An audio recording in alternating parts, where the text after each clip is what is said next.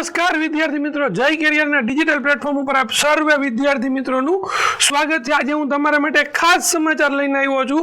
તારીખ 15/6/2025 રોજ જે લોકરક્ષક એટલે કે કોન્સ્ટેબલનું પેપર લેવાનું હતું તેનું પોલીસ ભરતી બોર્ડ દ્વારા અત્યારે આન્સર કી મૂકી દેવામાં આવી છે। તો વિદ્યાર્થી મિત્રો તુરંત જ આ આન્સર કી મેળવી અને તમારા પેપરને ચેક કરો અને અમારી ટેલિગ્રામ ચેનલમાં આવતીકાલે એક સ્પેશિયલ પોલ મૂકવામાં આવશે અને એમાં તમે ક્લિક કરજો કે તમને કેટલા માર્ક થઈ રહ્યા છે, બરાબર છે।